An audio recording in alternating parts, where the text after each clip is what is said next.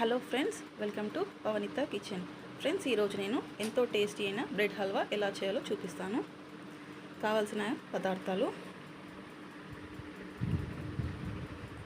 ఇక్కడ నేను 6 bread slices తీసుకున్నాను.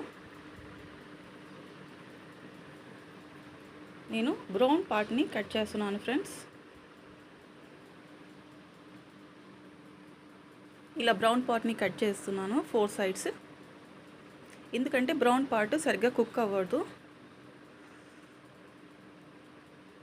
ఇలా 4 ఈక్వల్ పార్ట్స్గా కట్ చేసుకోవాలి.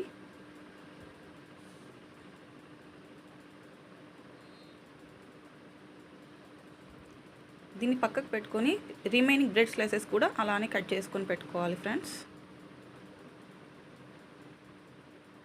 ఇప్పుడు నేను స్టవ్ ఆన్ చేసి ప్యాన్లో గీ వేసుకున్నాను. అది హీట్ చేసుకున్నాను. ఇప్పుడు ఇందులో డ్రై ఫ్రూట్స్ వేస్తున్నాను ఫ్రెండ్స్. ఒకసారి కలిపి ఈ dry fruits light golden brown colour వచ్చే వరకు ఫ్రై చేస్తే సరిపోద్ది. ఇప్పుడు నేను దీన్ని బౌల్లోకి తీసుకుంటున్నాను.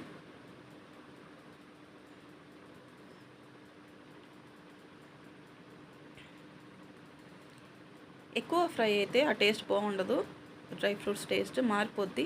సో ఇంత చాలు ఫ్రెండ్స్. ఇదే ప్యాన్లో నేను ఆయిల్ పోసుకొని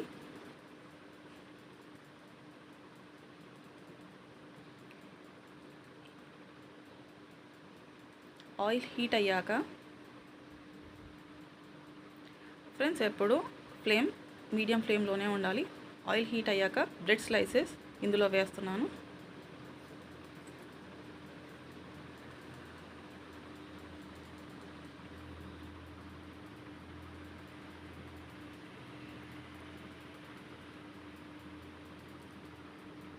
ఇలా 2 సైడ్స్ బ్రెడ్ స్లైస్ని ఫ్రై చేసుకోవాలి ఆయిల్లో. ఈ కలర్ వచ్చే వరకు ఫ్రై చేసుకుంటే సరిపోతుంది.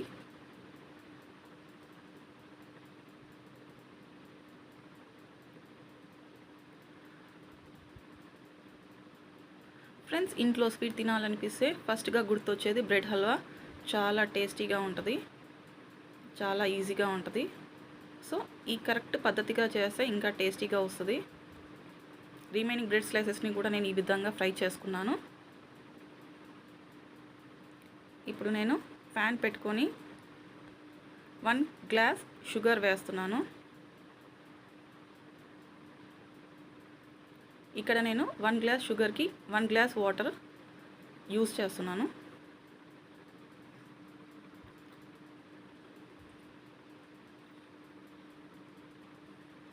ఇలా వాటర్ వేసాక ఒకసారి తిప్పండి.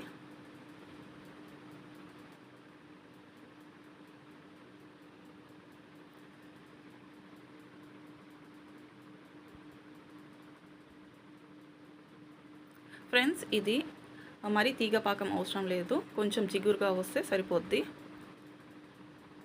ఇప్పుడు యాలకుల వేస్తున్నాను. ఇలా అప్పుడప్పుడు కలుపుతూ ఉంటే బాగుంటుంది ఫ్రెండ్స్, అంటే టేస్టీగా వస్తుంది. ఇప్పుడు చెక్ చేద్దాము. ఇలా జిగురుగా వస్తే సరిపోతుంది, మరీ తీగపాకం అవసరం లేదు. లైట్ తీగపాకం అయినా పర్లేదు. రెడీ అయిపోయినట్టే. ఇప్పుడు బ్రెడ్ స్లైసెస్ని ఇందులో వేసుకోవడం.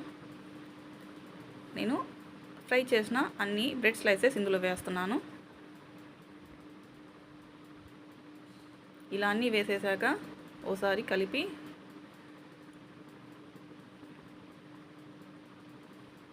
ఆ షుగర్ పాకం మొత్తం కూడా బ్రెడ్స్కి పట్టేలా మనము కుక్ చేసుకోవాలి. ఇప్పుడు నేను కొంచెం మిల్క్ యాడ్ చేస్తున్నాను. మిల్క్ యాడ్ చేశాక ఓసారి కలిపి 2 మినిట్స్ కుక్ చేసుకుంటే సరిపోతుంది ఫ్రెండ్స్.